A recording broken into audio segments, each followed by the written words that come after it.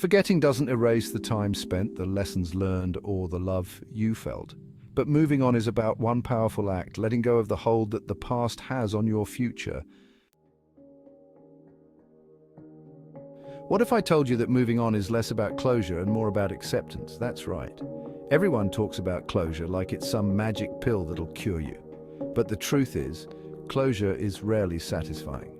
You want closure, but the real question is, what would you even do with it? Because closure doesn't bring answers, it brings finality, and in reality, true healing comes from accepting the answers you'll never get. Imagine that, letting go of every why, every what if, and just allowing yourself to move forward unanswered. But here's the thing no one tells you. Moving on is uncomfortable because it's not passive. It's not just sitting there waiting for your heart to feel better. Moving on means taking action. It means confronting yourself in ways that no relationship can teach you. It means asking yourself the hard questions, like why did I accept less than I deserved?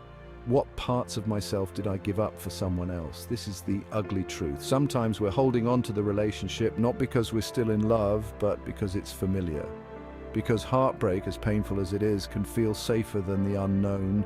You stay tethered to that person, that time, that feeling, because what comes next feels scarier than anything you've been through. Here's a secret about moving on. It's about transforming fear. Fear of being alone. Fear of not being loved again. Fear of facing yourself without the distraction of a partner.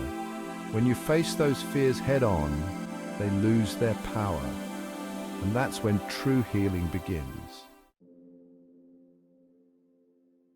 So let's talk about the reality of letting go. Letting go doesn't mean pretending the pain never happened. It means feeling it fully, allowing it to shape you, but refusing to let it define you.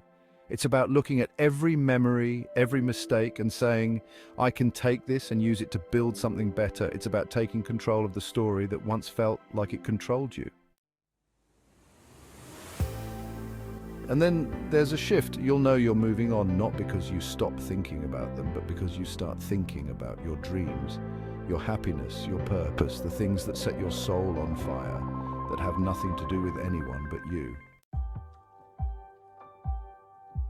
And here's the part that's truly powerful. When you move on, you're not just freeing yourself from someone who hurt you, you're freeing yourself from the patterns that kept you there in the first place. You're rewriting the rules. You're showing up as someone who knows their worth, someone who doesn't need validation from anyone else to feel whole.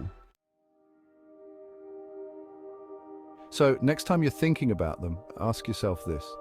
What would it feel like if I invested this energy back into me? What would it look like to become someone who doesn't just survive heartbreak, but thrives because of it? That's the real meaning of moving on. And once you start, you'll find that the only person you truly needed was yourself all along.